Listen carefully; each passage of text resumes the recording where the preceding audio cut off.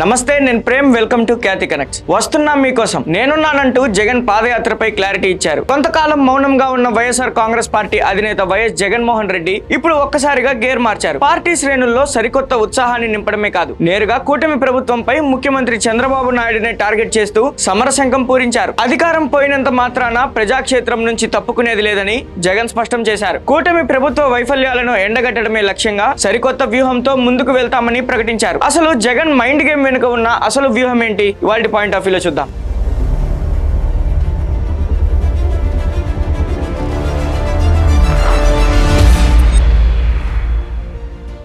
ఎన్నికల సమయంలో కూటమి ఇచ్చిన సూపర్ 6 హామీలను జగన్ ప్రధాన విమర్శనాస్త్రంగా మార్చుకున్నారు. ముఖ్యంగా ప్రతి ఇంటికి ఉచిత గ్యాస్ సిలిండర్ల హామీపై జగన్ తీవ్ర విమర్శలు గుప్పించారు. 2 ఏళ్లకు కలిపి 6 సిలిండర్లు ఇవ్వాల్సింది పోయి లెక్కలు మారుస్తున్నారని, అది కూడా అందరికీ అందడం లేదని ధ్వజమెత్తారు. జగన్ మాటల్లోనే చెప్పాలంటే ఇలా ప్రతి అడుగులోనూ కూడా గ్యాస్ సిలిండర్ల విషయంలో మోసం జరుగుతుందన్నారు. చంద్రబాబు నాయుడికి, ఆ కూటమి ప్రభుత్వానికి ఎందుకు ఓటేశామని, జగన్ ను ఎందుకు పోగొట్టుకున్నామని, వైఎస్ఆర్ కాంగ్రెస్ పార్టీని ఎందుకు దూరం చేసుకున్నామని ప్రజలు ఆలోచించారు మొదలు పెట్టారని జగన్ క్యాడర్ లో భరోసా నింపే ప్రయత్నం చేశారు. అంటే కూటమి ప్రభుత్వంపై అప్పుడే ప్రజా వ్యతిరేకత మొదలైందని వైసీపీ బలంగా నమ్ముతోందని చెప్పారు. ప్రజలు కూటమి మోసాల బారిన పడిన ఆవేదన వ్యక్తం చేస్తున్నారని, మళ్లీ సంక్షేమ పథకాలు, రాజన్న రాజ్యం రావాలని ప్రజలు బలంగా కోరుకుంటున్నారనే సెంటిమెంట్ తో జగన్ 2.0గా జనంలోకి వెళ్లేందుకు సిద్ధమయ్యారు. వచ్చే 3 ఏళ్లకు సంబంధించి వైఎస్ జగన్మోహన్ రెడ్డి ప్రజల్లోకి వెళ్లేందుకు, కూటమి తీరును ఎండగట్టేందుకు పక్కా ప్రణాళికతో సిద్ధమయ్యారు. అందుకు సంబంధించిన రూట్ మ్యాప్ తో ప్రత్యేకంగా జగన్ 2.0 వారియర్ టీం సైతం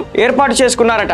ఇప్పటికే జిల్లాల్లో ఆయా టీంలు వ్యూహ రచనలు చేస్తూ ప్రణాళికలను ఎప్పటికప్పుడు జగన్ కు నివేదిక అందజేస్తున్నారట. కూటమి ప్రభుత్వం అధికారంలోకి వచ్చినప్పటి నుంచి రెడ్ బుక్ రాజ్యాంగం నడుస్తుందని వైఎస్ఆర్సీపీ మొదటి నుంచి ఆరోపిస్తుంది. దీనిపై జగన్ ఈ సమావేశంలో మరింత ఘాటుగా స్పందించారు. ఎవరైనా చంద్రబాబు ప్రభుత్వాన్ని ప్రశ్నిస్తే వారిపై దొంగ కేసులు, దొంగ సాక్ష్యాలు పెడుతూ తీవ్రంగా వేధిస్తున్నారని ఆవేదన వ్యక్తం చేశారు. ప్రజాస్వామ్యంలో ఇలాంటి దుర్మార్గపు పాలన ఎక్కువ కాలం సాగదని హెచ్చరించారు. చీకటి అనేది శాశ్వతం కాదని, చీకటి వీడి వెలుగు రాక తప్పదని, సూర్యుడు మళ్లీ ప్రకాశిస్తాడని ఆశాభావం వ్యక్తం చేశారు. ఈ దుర్మార్గపు పాలనకు అంతం పలికేందుకు జగన్ మళ్లీ తన బ్రహ్మాస్త్రమైన పాదయాత్రతో జనంలోకి వెళ్తానని ప్రకటించారు. గతంలో పాదయాత్ర ద్వారానే అధికారంలోకి వచ్చిన జగన్ మరో 1.5 సంవత్సరంలో మళ్లీ జనంలోకి వస్తానని, తన పాదయాత్ర ప్రారంభం కాబోతుందని సంచలన ప్రకటన చేశారు. గ్యాస్ సిలిండర్ల విషయంలో కూడా ఇప్పటికి గ్యాస్ సిలిండర్లు దాదాపుగా 2 ఏళ్ళ కలిపి 6 సిలిండర్లు ఇచ్చింది ఎంత అంటే 2. అది కూడా అందరికీ ఇచ్చింది లేదు. ఈ మాదిరిగా ప్రతి ఇంట్లో కూడా చంద్రబాబు నాయుడు గారికి, ఆ కూటమి ప్రభుత్వానికి ఎందుకు ఓటేసాము, జగన్ను ఎందుకు పోగొట్టుకున్నాము, వైఎస్ఆర్ కాంగ్రెస్ పార్టీని ఎందుకు పోగొట్టుకున్నాము అనే చర్చ ఈరోజు ప్రతి ఇంట్లో కూడా సాగుతూ ఉంది.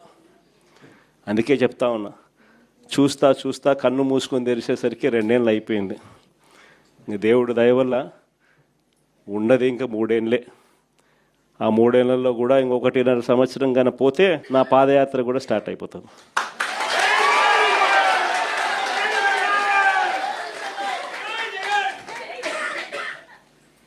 కాబట్టి కన్ను మూసుకొని కన్ను తెరిచేసరికి మన కళ్ళ ఎదుటే ఈ దుర్మార్గమైన పాలన కూడా త్వరలోనే ఎండ్ అయిపోయే పరిస్థితి కూడా త్వరలోనే వస్తుంది.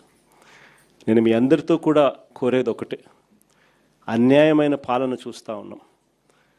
ఎవరైనా కూడా ఈ విషయాల మీద చంద్రబాబు నాయుడు గారిని గట్టిగా ఎవరైనా ప్రశ్నిస్తే వెంటనే వాళ్ళ మీద కేసులు, దొంగ కేసులు, దొంగ సాక్ష్యాలు అన్నీ కూడా విపరీతమైన హెరాస్మెంటు.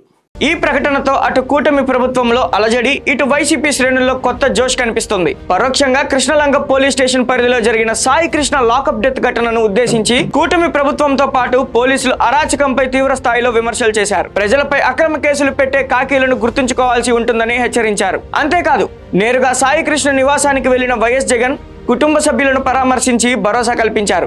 బాధ్యులైన పోలీసులపై హత్య కేసు నమోదు చేయాలని డిమాండ్ చేశారు. గత 5 ఏళ్ల పాలనలో సంక్షేమ పథకాలను నేరుగా లబ్ధిదారుల అకౌంట్లోకి వేయడం వల్ల పార్టీ కార్యకర్తలకు ప్రాధాన్యత తగ్గిందనే ఒక టాక్ పార్టీలో ఉండేది. ఈసారి జగన్ ఆ తప్పును సరిదిద్దుకోవాలని నిర్ణయించుకున్నారు. రాబోయే 2 ఏళ్ల పాటు పార్టీని బలంగా ప్రజల్లోకి తీసుకెళ్లాల్సిన బాధ్యత కార్యకర్తల భుజస్కంధాలపైనే ఉంచారు జగన్. బాధితులైన ప్రజల తరపున పోరాడాలని పిలుపునిచ్చారు. అంతేకాదు, రేపొద్దున మళ్లీ వైఎస్ఆర్సీపీ అధికారంలోకి వచ్చాక చేశాక రాబోయే జగన్ 2.0లో కార్యకర్తలను అందరికన్నా బాగా చూసుకుంటానని, ప్రతి సంక్షేమ కార్యక్రమం వారి ఆధ్వర్యంలోనే జరుగుతుందని 100% భరోసా ఇచ్చారు. అయితే అదే సమయంలో పేదవాడికి మాత్రం ఎల్లప్పుడూ తోడుగా ఉండాలనే కండిషన్ కూడా పెట్టారు. మొత్తానికి జగన్ ప్రసంగం కేవలం విమర్శలకే పరిమితం కాలేదు.